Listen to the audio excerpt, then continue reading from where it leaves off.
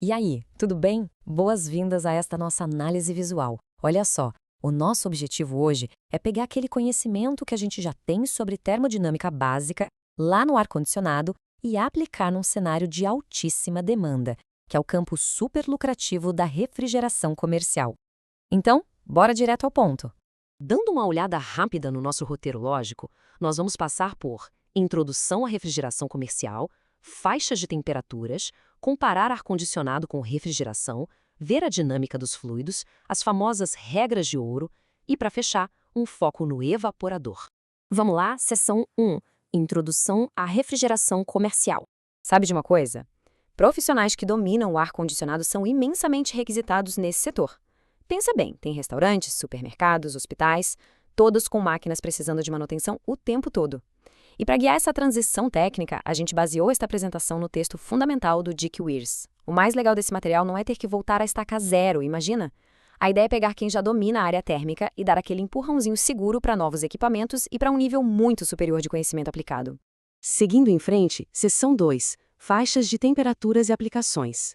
É aqui que a principal mudança conceitual acontece. Pensa comigo. O ar-condicionado foca no nosso conforto, certo? Trabalhando ali na casa dos 24 graus. Já a refrigeração foca na preservação, e isso exige quedas térmicas simplesmente drásticas. A gente despenca para conservação em temperatura média de 1 a 3 graus, mais ou menos, ou vai direto para o armazenamento rigoroso de 23 graus negativos. É um salto térmico formidável, que literalmente muda as regras do jogo. E olha que detalhe interessante sobre a operação. As grandes câmaras frigoríficas, aquelas em que a gente pode entrar, os walk-ins, operam um pouco mais frias porque priorizam a estabilidade a longo prazo. Por outro lado, as geladeiras comerciais de acesso rápido, os reach-ins, rodam um pouquinho mais quentes. E por que isso?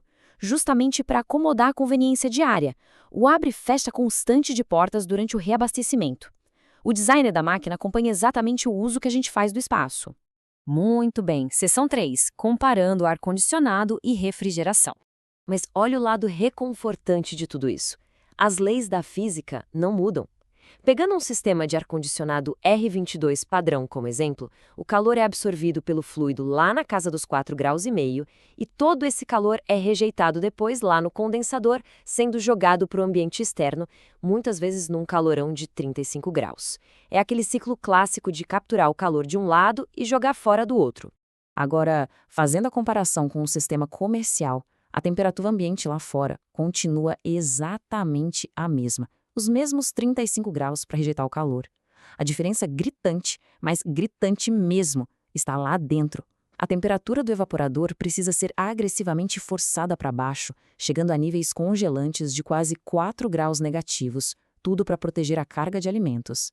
Então, o que a gente precisa fixar aqui é o seguinte: o circuito fundamental é completamente idêntico. Não importa o alvo térmico, o sistema passa de forma contínua pelos mesmíssimos 4 estágios mecânicos. O evaporador absorvendo calor, o compressor elevando a pressão e a temperatura, o condensador ejetando esse calor para o exterior e o dispositivo de medição, que baixa drasticamente a pressão para que tudo recomece perfeitamente. É só a gente fazer aquele exercício mental clássico de seguir a molécula. Imagina rastrear uma única partícula fluindo pela tubulação, passando ininterruptamente por esses 4 estágios.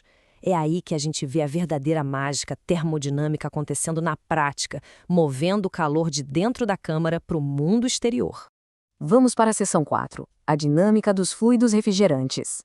Para ter sucesso com os equipamentos modernos, é preciso entender o sangue que corre nas veias do maquinário, os fluidos refrigerantes contemporâneos. Hoje em dia, muitos deles são misturas zeotrópicas.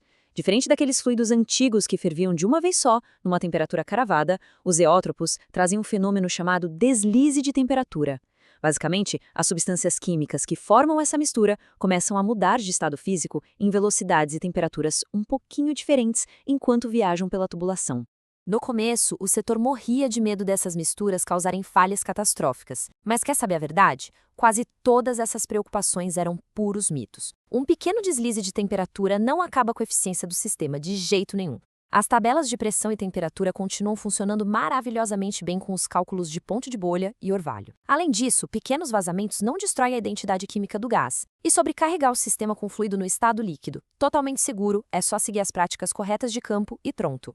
Seção 5. As famosas regras de ouro. A nossa dose de sabedoria prática. Imagina a correria do dia a dia. Você chega no equipamento e a plaqueta original da fábrica simplesmente apagou com o tempo. É aí que a sabedoria prática salva o dia. Como diz a definição, é um princípio que vem da experiência, normalmente válido, mas nem sempre. Esses atalhos mentais, as chamadas regras de ouro, construídas com décadas de erros e acertos de quem está com a mão na massa, são essenciais para apontar rápido a direção do diagnóstico. E, claro, poupar horas de tentativas frustradas. Chegamos na seção 6, foco no evaporador e o início do ciclo. Para deixar tudo bem prático e fixar as bases, vamos olhar com uma lupa o primeiro grande componente do ciclo, o evaporador. A função dele é uma só: engolir todo o calor do ambiente. Tá vendo essa quantidade absurda de aletas de alumínio minuciosamente cravadas na serpentina? Elas servem justamente para multiplicar brutalmente a área de transferência de calor. E todo esse sistema depende de uma válvula que age quase como aquele esguicho apertado na ponta de uma mangueira de jardim, sabe? Ela borrifa o líquido químico sob pressão até ele ferver e virar um gás refrigerante gelado. E aqui a gente chega num ponto que é absolutamente inegociável em campo. Presta muita atenção.